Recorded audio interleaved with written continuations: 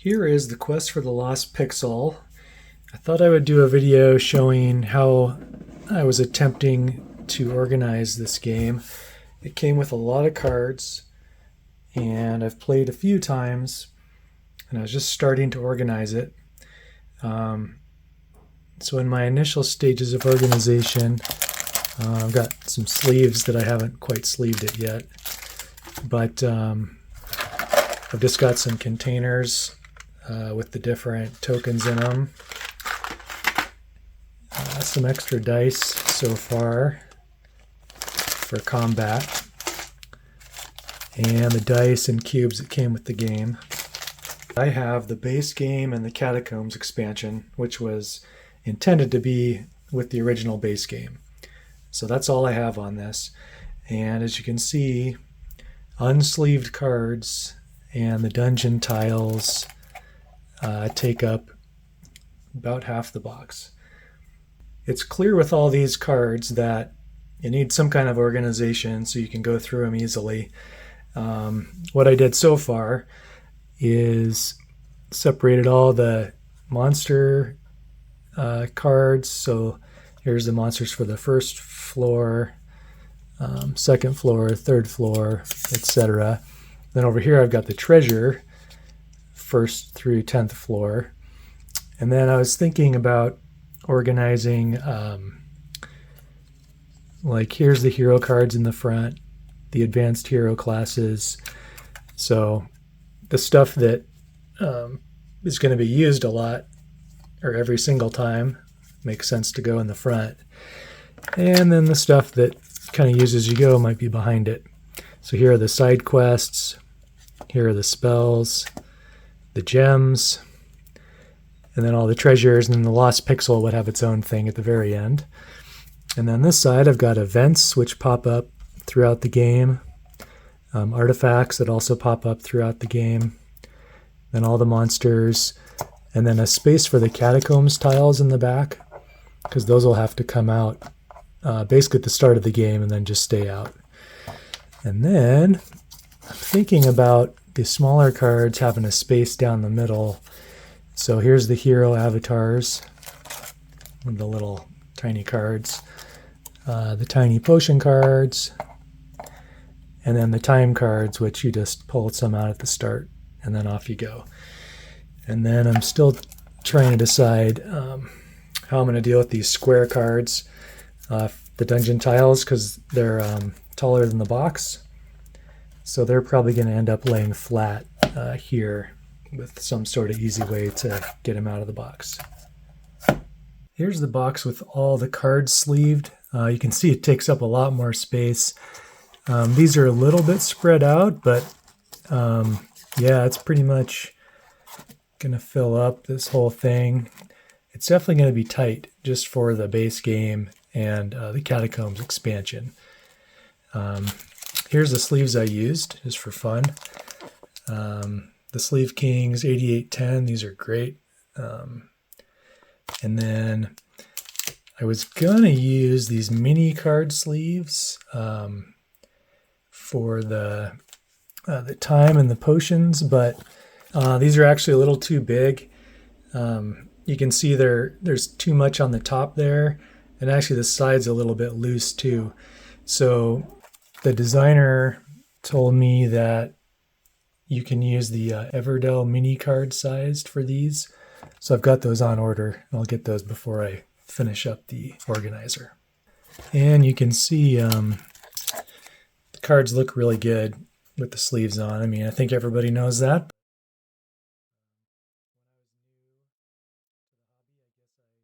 I found some good sleeves by going to the Board Game Geek forums. For the dungeon tiles, I've got these swan sleeves. These work great, they're really tight, but these are the thin thickness, and I think if I was to do it again, I'm pretty sure they have a thicker thickness, and I think it would feel a little bit nicer on them. This is the game set up. I haven't fully figured out where I want to set all this stuff on the table, but you know, here's the dungeon tiles in play. Here they are in their stacks. You can see the sleeves fit really tightly and work really well. Here's all my stuff. I'm level 4 right now. Got the Catacombs deck.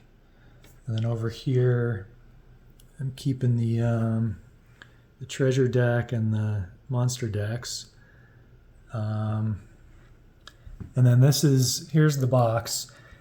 So far I've left everything in the box and then just pull them out as I'm on that floor as I need them. The weird thing I'm not sure about is the gems are right back behind the side quests there, and gems you need more frequently. Then I've got spells and events and artifacts, which are all things that you need from time to time.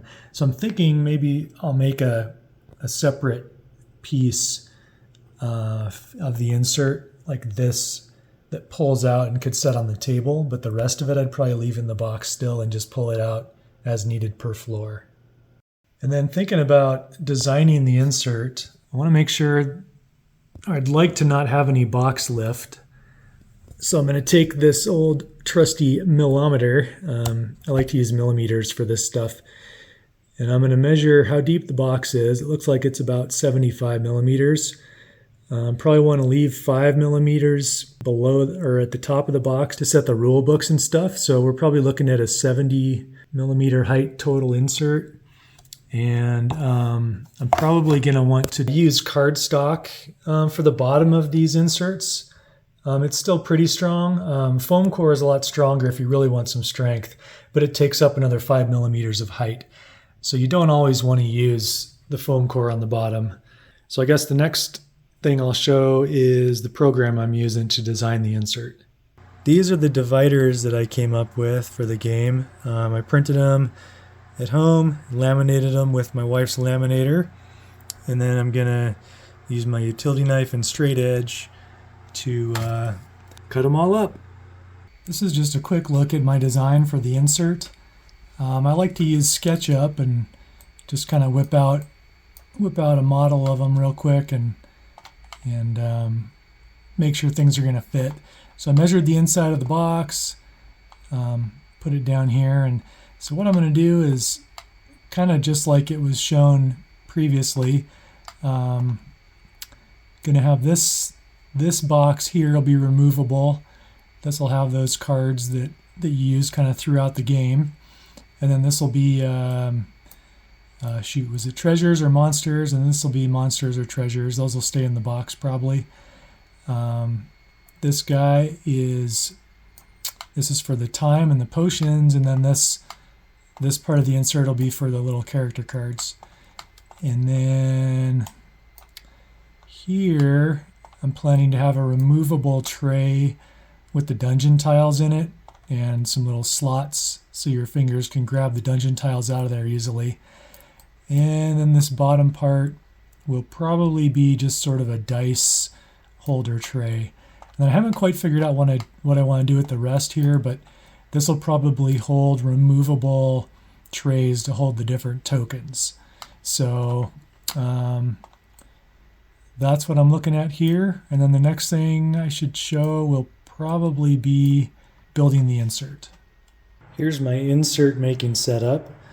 Got my trusty straight edge for cutting, my X-Acto utility knife, pencil, a couple straight edge rulers with millimeters on them, some cardstock for the thin bottoms, and then my stacks of foam core, like 5 millimeter foam core.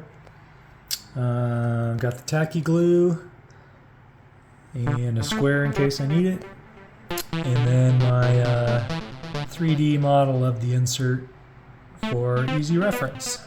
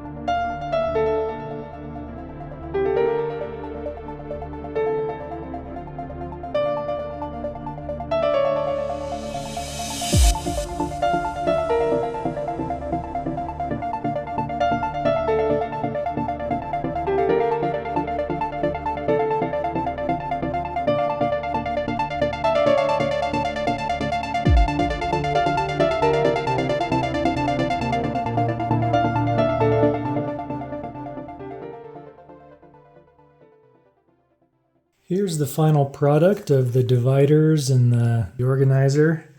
There's a close-up of what the dividers look like in there. This is a little box that I think I'll be taking out and keeping close to me, because you'll be accessing the spells, events, artifacts, and gems a lot throughout the game. And then here are all the monsters for each floor. It's a little tighter in here than I like, but you only have to access this every floor. So that'll stay in the box most likely.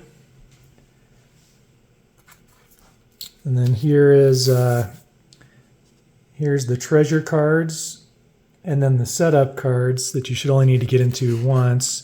Hero cards, classes, side quests, and then the catacombs deck. You'll pull those out as you set up, and then all the treasure for each floor, and those can stay in the box also.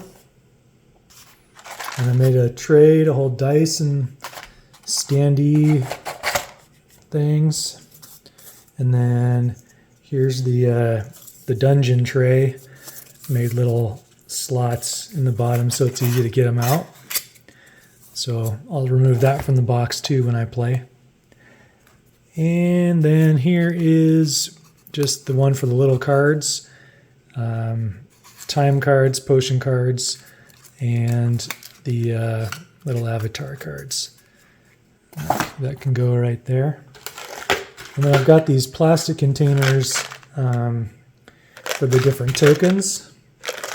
Just take the lids off those. And these fit nicely in the box, sideways like that.